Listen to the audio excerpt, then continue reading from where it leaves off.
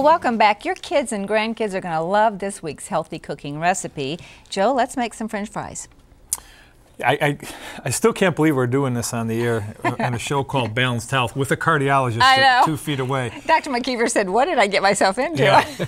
He said he had to go make a phone call. I'm thinking he ain't coming back. We're gonna have to carry the show somehow by ourselves. We're not doing this, we're not being contrarian for the sake of being contrarian, Shirley and Dr. McKeever, but what we are trying to explain to people is that the name of the food isn't what makes it unhealthy. Right. It's the way the food was made or the animal, the way that animal was raised and which it came from.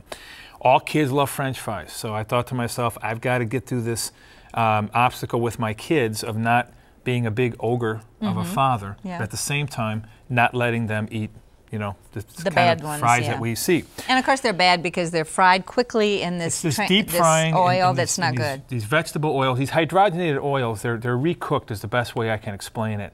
And they do that to keep the food fresher longer. So when you take a French fry and you deep fry it in this vegetable oil, you can leave it under a light, you know, for 3 hours and it still looks pretty much the same. Whereas if real food like this, because it's all organic, when you leave it in the light for 30 minutes, the oils in it are really predominant in the aesthetics of the potato because it's food. And actually we're seeing a little bit of the olive oil on this because it's been sitting for a while. So here's what we're looking at.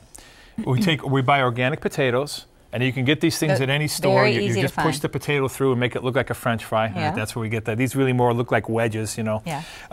We take a basting pan. We just put olive oil on it, just lightly, olive oil. We lay the potatoes on there. Spray olive oil, is that okay? I'm not big for anything that's been fluorocarbonated like that. So we base it with olive oil, and then we'll put sea salt, we'll put pepper, and then we take garlic cloves. We saute them, make them a little warm, and then we put them over the potatoes, and then we bake them. At I think it's 350, you know, for about an hour and a half, nice slow temperature, just until they're slightly browned, and then they're like this. And don't take too big of a bite. No, I know, but see, that's so much more flavorful than anything I've ever had at a fast food restaurant. They're a little cold, but they're absolutely delicious. And let's talk for just a minute too about the fast food thing, because isn't it true that they're making laws now that they're going to have to change from those oils? And I think a couple of the fast food restaurants have, and their French fries taste terrible. Well, they just don't taste like they used to. So you know what? I'm like, why? I will never buy these now because I didn't want to anyway, and now they don't taste good. Isn't that the irony of it all? But you know what?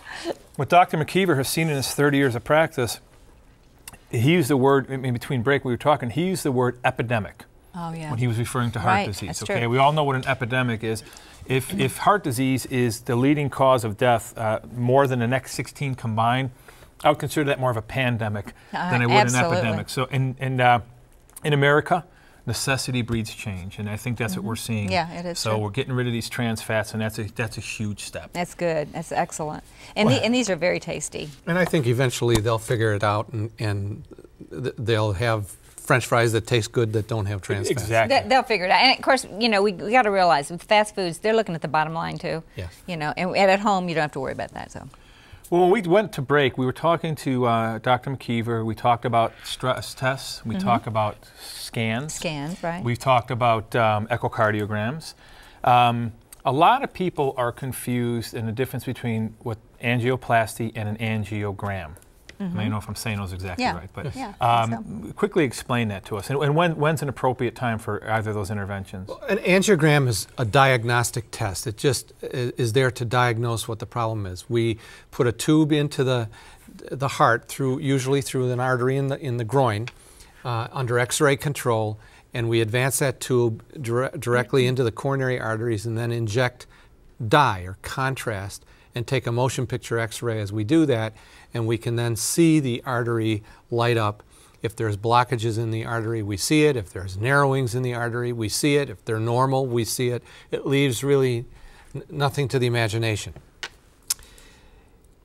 An angioplasty is a treatment. Okay. So if there is a blockage or a narrowing, the angioplasty can be done, and that is a balloon. It's a specially made balloon that is advanced in the same way that we advance the catheter to do the angiogram, advanced up from the femoral artery up into the heart under X-ray control. And that balloon is made to cross the narrowing and then inflated and pushes the plaque up against the wall and opens up the lumen so that blood can flow more normally. Is that usually a permanent solution, or does it have to be redone ever so often?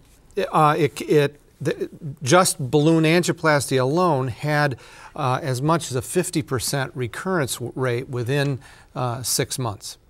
But then the next advance was stents came along, which are metal coils that are crimped onto the balloon. So then the balloon is put across the narrowing, it's expanded, and then it's deflated. The balloon is taken out, and the metal coil that was expanded is left behind. And so it's left behind as like a scaffold that keeps the artery open. That dropped the recurrence rate down to about 30%.